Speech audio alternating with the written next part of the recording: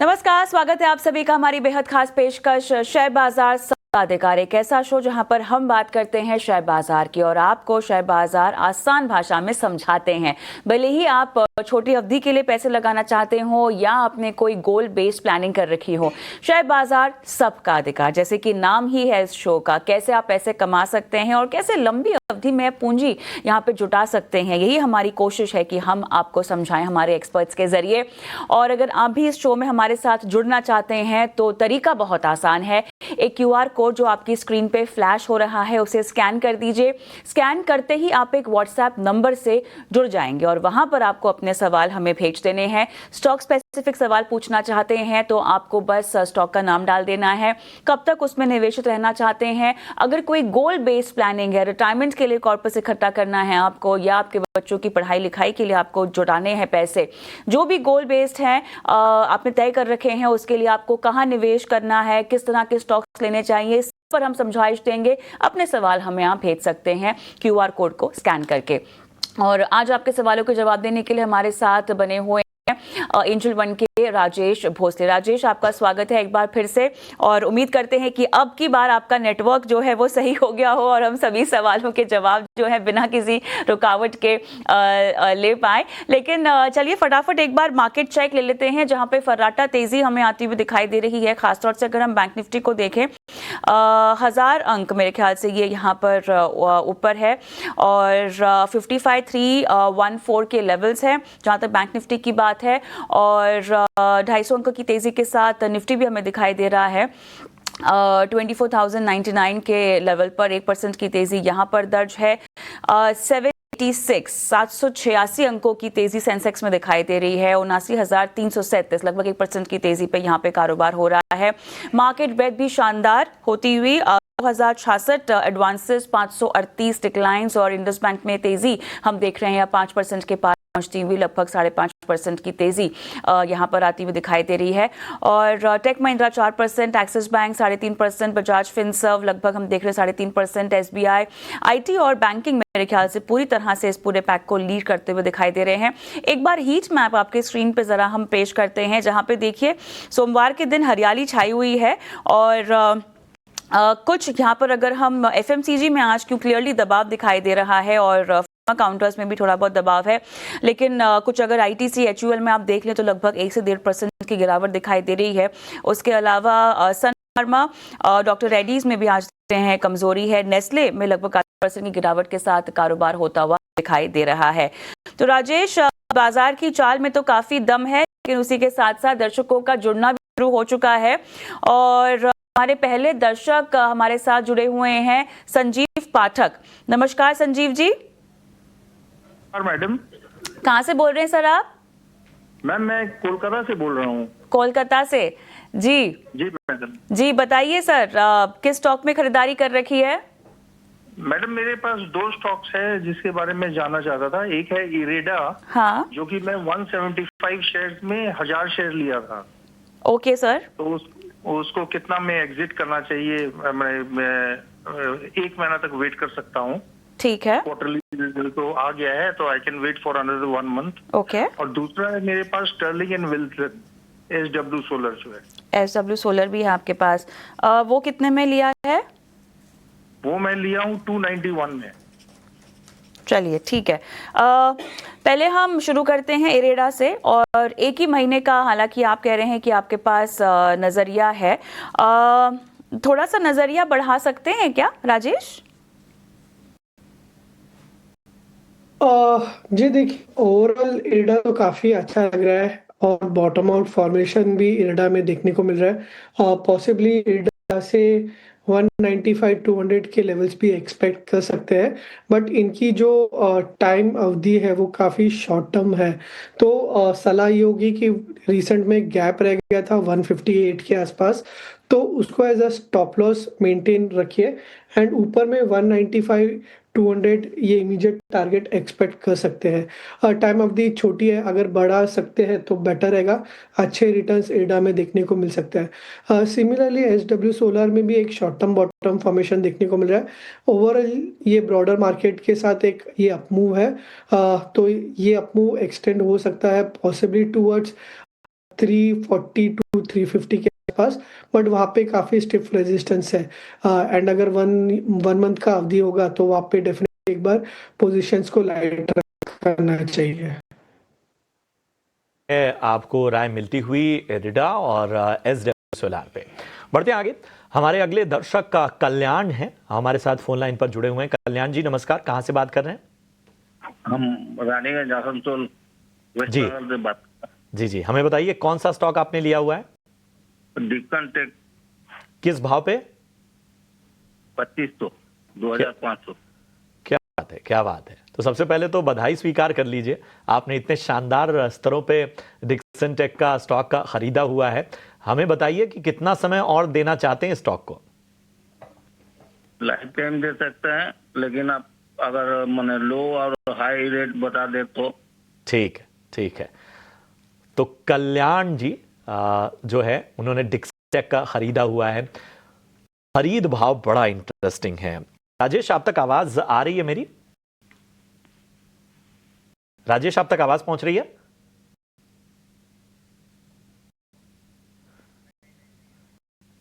लगता है हमारे साथ इस वक्त राजेश नहीं है।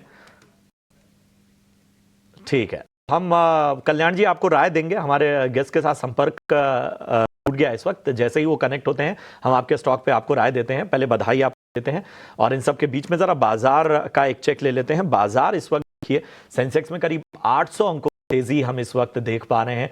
बैंक निफ्टी में लगभग 1000 अंकों की तेजी साफ साफ नजर आ रही है। वहीं निफ्टी की बात करें तो लगभग 250 अंक मजबूत इस वक्त। 3 जनवरी के बाद निफ्टी 24,100 के पार इस वक्त जाता हुआ, 24,100 के पास इस वक्त कारोबार करता हुआ।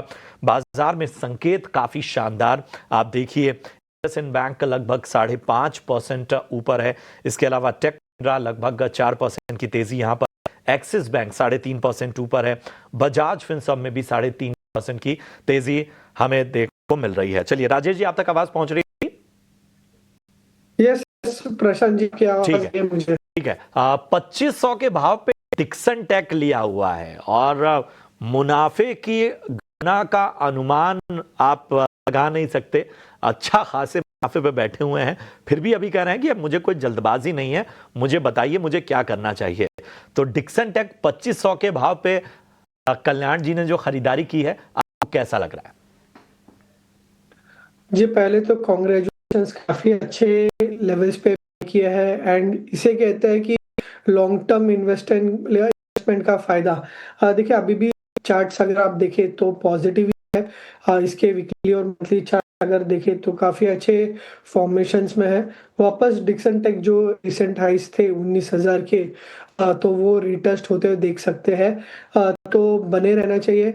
वापस 19,000 के आसपास आता है तो वहां पे अगर चाहिए तो पार्शियल बुक कर सकते हैं एंड फिर वहां से पॉसिबली स्टॉक जो है फर्दर अपसाइड देखने को मिल सकता है। तो बायस पॉजिटिव है। वापस 19,000 के लेवल्स आप एक्सपेक्ट कर सकते हैं। ये तो यहाँ पर मोमेंटम और आउटलुक काफ़ी पॉजिटिव डिक्सन टेक में राजेश बताते हुए। और लाइव कॉलर हमारे साथ फोन लाइन पर जुड़ गए हैं, इशप्रीत। इशप्रीत, हाय, गुड मॉर्निंग। Good morning. कहाँ से बोल रही हैं आप? फरीदाबाद। फरीदाबाद। इशप्रीत, आप क्या करते हो? फिलहाल तो मैं इन्वेस्टमेंट ही कर रही हूँ। Oh that's lovely. आपका नाम भी बड़ा प्यारा है। बताइए, इन्वेस्टमेंट आप करती हैं तो कहाँ से सीखती हैं इन्वेस्टमेंट करना? क्या आपने कोई स्पेसिफिक कोर्स किया हुआ है या लगातार हमें देखती हैं? नहीं, मैं लगातार रीटिना देखती हूँ। Thank you so much. मैं वैसे उम्मीद कर रही थी इसी तरह के जवाब की। अच्छा, तो आपका पोर्टफोलियो है पूरा स्टॉक्स का? हाँ जी, लेकिन अभी मुझे एनएचपीसी के बारे में पूछना है। पूछिए। एनएचपीसी के मेरे पास 412 शेयर हैं और मैंने 87 के रेट पे लिए हुए हैं, तो मेरे को क्या स्ट्रैटेजी रखनी चाहिए? 412 है, हम यहाँ पे थोड़ा सा करेक्शन करेंगे, डेटा हमारे 412 है। और आप बाइंग प्राइस क्या बताया? 87। नजरिया तो आपने केवल यहाँ पर 2 महीने का रखा हुआ है ना? हाँ, पर ज्यादा भी रुक सकती हूँ, पर अभी ना 2 महीने ही चाहती हूँ। चलिए ठीक है। राजेश, आपको मेरी आवाज आ रही है? जी यस डेफिनेटली जी। देखिए एनएचपीसी हाल फिलहाल की बाइंग है या करंट मार्केट प्राइस पे ही ट्रेड कर रहा है और आज का अगर 17 में देखें एक रेंज ब्रेकआउट और 200 ईएमए के ऊपर प्राइसेस जो है सस्टेन कर, तो यहाँ पे एनएचपीसी पॉजिटिव लग रहा है शॉर्ट टर्म के हिसाब से। 2 महीने का अवधि है, पॉसिबल ये जो मोमेंटम है इन्हें 92 से 94 के लेवल सबसाइड में देखने को मिल सकते हैं, तो डेफिनेटली होल्ड रख सकते हैं। अगर एक स्टॉप लॉस रख सकते हैं तो वो होगा अराउंड 82 का, जिसका 20 डे एक्सपो की एक शॉर्ट है, तो 20 एक्सपोनेंशियल मूविंग एवरेज काफी क्रूशियल कि उसके नीचे अगर स्लिप होता है 82 के नीचे तो फर्दर वीकनेस देखने को मिल सकता है। But having said that positive लग रहा है, 92 से 94 लेवल्स आप 2 महीने के हिसाब से एक्सपेक्ट कर सकते हैं। तो ये है राय आपको मिलती हुई एनएचपीसी पे राजेश जी की तरफ से। बढ़ते हैं आगे। आईडीएफसी फर्स्ट बैंक पर हमारे एक दर्शक हैं, इन्होंने अपना सवाल यूट्यूब के जरिए पूछा है। इनका नाम है मलकीत सिंह और इनकी बाइंग प्राइस एक बार मैं बता देता हूँ। खासतौर पे इन्होंने जो है वो काफ़ी निचले स्तरों पे खरीदारी की हुई है। एक बार ख़ास तौर पे इनकी बाइंग प्राइस को हम देखते हैं और उस हिसाब से राय लेते हैं। तो आईडीएफसी फर्स्ट बैंक की जो है वो 77 के भाव पे नुकसान यहाँ पर झेल रहे हैं। राजेश, आईडीएफसी फर्स्ट बैंक क्या राय बन रही है? देखिए Prashant ji, broad base buying देखने को मिली है हमें बैंकिंग स्पेस में, and along with that IDFC first bank में भी एक अच्छा ट्रैक्शन देखने को मिला है लास्ट 1 मंथ में। बट हैविंग सेड दैट ये अंडर परफॉर्मर है, तो सहयोगी के हाई लेवल्स पे ये वापस 72 से 74 के आसपास आता है, तो वहाँ पे पोजीशंस को लाइट कर सकते हैं। जो दूसरे प्राइवेट बैंक्स है तो वहाँ पे फोकस कर सकते हैं, जैसे आईसीआईसीआई, एचडीएफसी एक अनचार्टेड टेरिटरी में ट्रेड कर रहा है एंड यहाँ से भी काफ़ी अच्छा अपसाइड एक्सपेक्ट कर रहे हैं, तो वहाँ पे स्विच कर सकते हैं। पीएसयू काफ़ी अच्छा लग रहा है, तो पे फोकस आईडीएफसी से हो सकता है, तो यहाँ से स्विच करने की राय होगी हायर लेवल्स पे। चलिए, तो आपको उछाल में निकलने की सलाह फिलहाल यहाँ पर दी जा रही है। हम आगे बढ़ते हैं और संजय दत्ता मेरे साथ ऑनलाइन पर हैं। नमस्कार सर, कैसे हैं? अच्छा हूँ। कहाँ से बोल रहे हो सर आप? मैं कोलकाता से बोल रहा हूँ। क्या बात, आज बहुत सारे दर्शक कोलकाता से हमें कॉल कर रहे हैं, अच्छा लग रहा है ये जान के। बताइए संजय जी। हाँ, मेरे पास बिरला सॉफ्ट है 285 रुपए। ओके, और इसमें टारगेट क्या बन सकता है?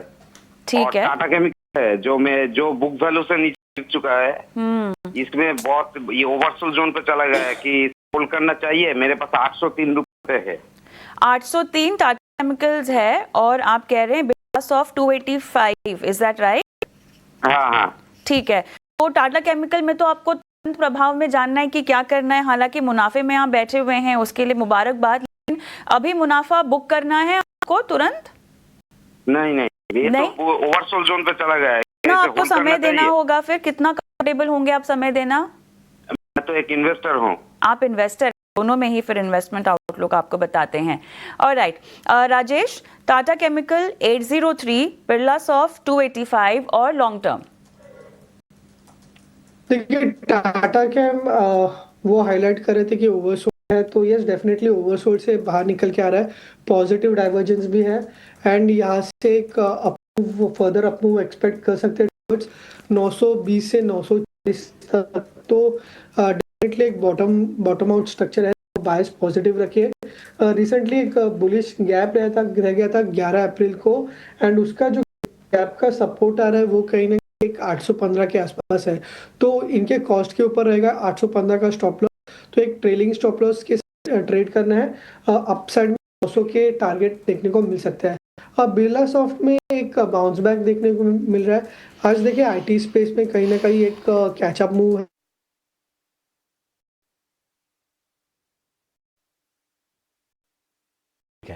तो ये है राय इस वक्त आती हुई राजेश जी की तरफ से, और ये आपको राय मिलती हुई। इन सब के बीच में आपको सबसे पहले बता, क्योंकि आपने अच्छा खासा यहाँ पर मुनाफा रखा हुआ है। चलिए अगला सवाल लेते हैं। वर्तिका का सवाल है और इन यूट्यूब के जरिए हमारे पास आया हुआ है। 150 शेयर हैं इनके टाटा मोटर्स के 750 के भाव पे इन्होंने लिया हुआ है।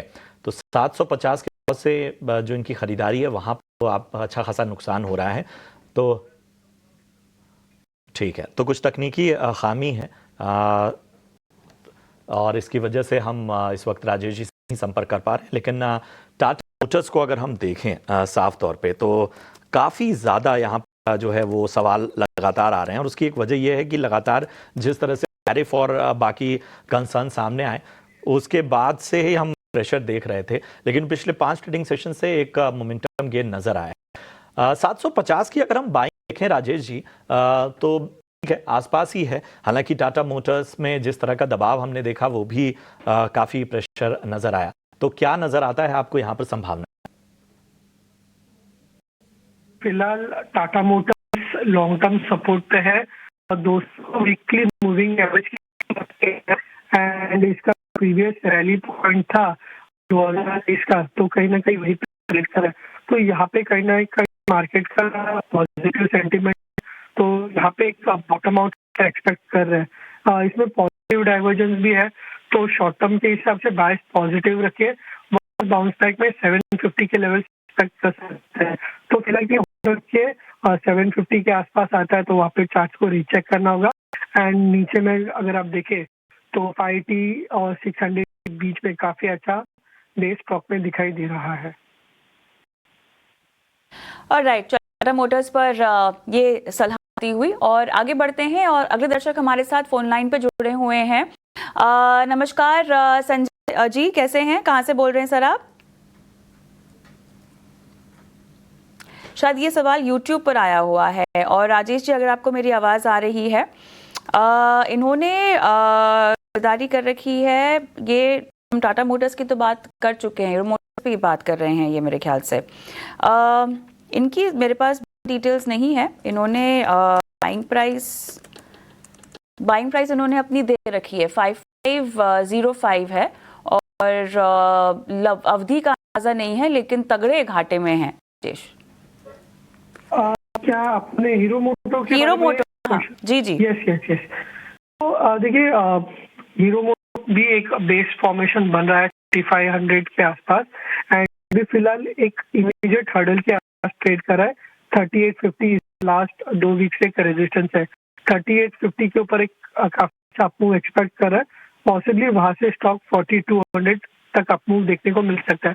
तो फिलहाल स्टॉक में एक बॉटम आउट फॉर्मेशन है, 3600 का सपोर्ट है एंड पॉसिबली ये बाउंस में बैक में 4200 एक्सपेक्ट कर सकते हैं। वहाँ पे चार्ट्स को हमें रीचेक करना होगा, बट अभी फिलहाल शॉर्ट टर्म के हिसाब से बने रह सकते हैं।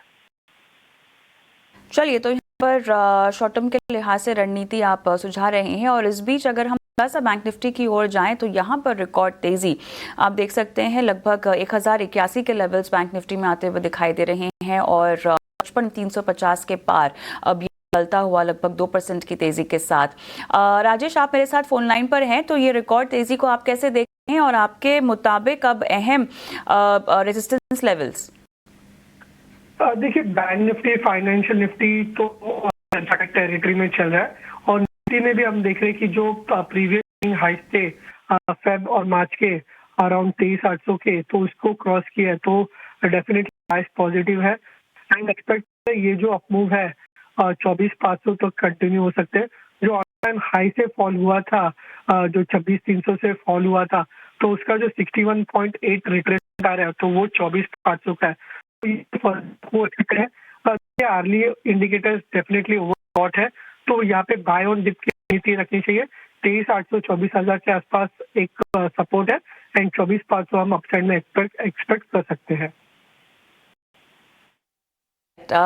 चलिए, तो यहाँ पर बाय ऑन डिप्स की रणनीति के लिहाज से आप रेकमेंड करते हुए राजेश, आपका बहुत बहुत धन्यवाद। आपने समय दिया और तमाम सवालों के जवाब भी। इसी के साथ हम एक छोटा सा ब्रेक लेते हैं, लेकिन ब्रेक के उस पार हमारे खास पेशकश में बताएंगे आपको कि निवेश दुनिया में अगर आप कदम रखना चाहते हैं तो वैसे कौन से